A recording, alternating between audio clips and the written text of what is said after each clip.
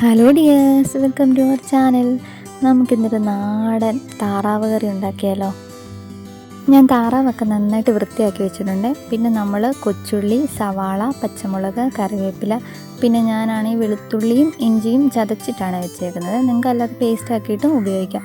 പിന്നീട് നമ്മളൊരു ചട്ടി അടുപ്പത്ത് വെച്ച് അത് ചൂടായ ശേഷം അതിൽ എണ്ണ ഒഴിച്ചിട്ട് ഞാനിവിടെ തേങ്ങാക്കൊത്തൂടെ ചേർക്കുന്നുണ്ട് കേട്ടോ. അത് നിങ്ങൾക്ക് ഇഷ്ടമുണ്ടെങ്കിൽ ചേർക്കാം, ഞാനിവിടെ ചേർക്കുന്നുണ്ട്. അത് പ്രത്യേക ഒരു ടേസ്റ്റ്, വേറൊരു ടേസ്റ്റ് ഉണ്ട് കേട്ടോ ഈ തേങ്ങാക്കൊത്ത് ചേർക്കുമ്പോൾ. അപ്പോൾ അത് ഇഷ്ടമുണ്ടെങ്കിൽ ചേർക്കാം. പിന്നെ തേങ്ങാക്കൊത്ത് ഒന്ന് ചെറുതായിട്ടൊന്ന് ചുമന്ന് വരുമ്പം നമുക്കതിലേക്ക് അരിഞ്ഞ് വെച്ചേക്കുന്ന സവാള, കൊച്ചുള്ളി, പച്ചമുളക്, പിന്നെ ഇഞ്ചി, വെളുത്തുള്ളി ചതച്ചത് ഇതെല്ലാം കൂടി ഇട്ട് നന്നായിട്ടൊന്ന് വഴറ്റിയെടുക്കുകയാണേ. ഈ സവാളയൊക്കെ നന്നായിട്ട് കനം കുറച്ചരിയാണ് നമുക്ക് പെട്ടെന്ന് തന്നെ ഇതൊന്ന് ബ്രൗൺ കളറായി കിട്ടും. പിന്നെ ഞാൻ ഇതിനകത്ത് കുറച്ച് ലേശം ഉപ്പ് ചേർക്കുന്നുണ്ട് കേട്ടോ, പെട്ടെന്ന് മൂത്ത് കിട്ടാൻ വേണ്ടിയിട്ട്.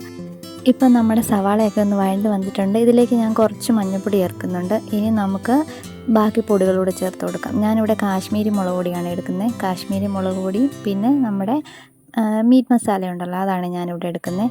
നമ്മുടെ എത്രത്തോളം നമ്മുടെ താറാവിൻ്റെ ക്വാണ്ടിറ്റി ഉണ്ട് അതിനനുസരിച്ച് നിങ്ങൾ പൊടികൾ ചേർത്ത് കൊടുക്കുക കേട്ടോ. ഇതിന് നന്നായിട്ട് നമ്മുടെ പച്ചമണം മാറുന്നവരെ ഒന്ന് ചൂടാക്കുക. നന്നായിട്ട് പച്ചമണം മാറണം കേട്ടോ, എങ്കിൽ നമ്മുടെ ആ കറിക്കൊരു നല്ല ടേസ്റ്റ് കാണുമല്ലോ. അതിനുശേഷം നമുക്ക് ഈ താറാവ് അതിലേക്ക് ഇട്ടിട്ട് നന്നായിട്ടൊന്ന് മിക്സാക്കാം. ഇപ്പം ഞാൻ വെള്ളമൊന്നും ഒഴിക്കുന്നില്ല ഇതിൽ. ആദ്യം താറാവ് ഒന്ന് അതിലിട്ടൊന്ന് മിക്സാക്കിയ ശേഷം മാത്രമേ ഞാനിതിലേക്ക് വെള്ളം ചേർക്കുന്നുള്ളൂ. ഇതിലേക്ക് നമുക്കിനി ആവശ്യത്തിന് വെള്ളം ചേർക്കാം. അത് നമ്മുടെ ആവശ്യത്തിനനുസരിച്ച് വെള്ളം നമുക്ക് ചേർക്കാം, എത്രത്തോളം വേണമെന്ന് വെച്ച് കഴിഞ്ഞാൽ. ചിലർക്ക് കുറുകിയിരിക്കുന്നതായിരിക്കും ഇഷ്ടം, ചിലർക്ക് കുറച്ച് ചാറായിട്ട് കിടക്കുന്നതായിരിക്കും ഇഷ്ടം. അപ്പം നമ്മൾ അതിനനുസരിച്ച് വെള്ളം ചേർത്ത് കൊടുക്കുക. പിന്നാണ് നമുക്കിതിൻ്റെ ഹൈലൈറ്റ് ആയിട്ടുള്ളൊരു സാധനമായിട്ടുണ്ട് കുരുമുളക് പൊടി. എപ്പോഴും നമ്മൾ താറാവ് കറിക്ക് മുന്നിട്ട് നിൽക്കേണ്ട ഒരു സാധനമാണ് കുരുമുളക്. അപ്പോൾ അതാണ് നമ്മളിത് കുറച്ച് ലേശം കൂടുതൽ ഇതിൽ ഉപയോഗിക്കും എരിവിനും. പിന്നെ ഒരു താറാവ് കറിയുടെ ഒരു സ്പെഷ്യൽ എന്ന് പറഞ്ഞാൽ തന്നെ കുരുമുളക് പൊടി കേട്ടോ. ഞാനിപ്പോൾ ഇവിടെ ആവശ്യത്തിന് 2 ടീസ്പൂണോളം ചേർക്കുന്നുണ്ട്. അപ്പം അത് മതിയെന്ന് ഉള്ള ഇതിലാണ്. പിന്നെ ആവശ്യത്തിന് വേണമെങ്കിൽ പിന്നെ ചേർക്കാം. അപ്പം ഞാൻ അത്രയും ചേർത്തിട്ട് നന്നായിട്ട് മിക്സ് ചെയ്തിട്ട് പിന്നെ കറിവേപ്പിലയും കൂടി ഇട്ടിട്ട് നമ്മൾ അടച്ച് വെച്ചിട്ട് വേവിക്കാൻ പോവാണ്. ഏകദേശം ഒരു 10-25 മിനിറ്റോളം ഞാനത് വേവിക്കാൻ വെക്കുന്നുണ്ട് കേട്ടോ. അപ്പം നമ്മുടെ ഏകദേശം കറിയൊക്കെ നന്നായിട്ട് തിളച്ച് വെന്ത് വരാറായിട്ടുണ്ട്. അപ്പോൾ അതിൻ്റെ കളറൊക്കെ മാറി വന്ന് നിങ്ങൾക്ക് കണ്ടാൽ തന്നെ മനസ്സിലാവും. നന്നായിട്ട് വെന്ത് വന്നിട്ടുണ്ട് നമുക്ക് ഈ താറാവ് കറി.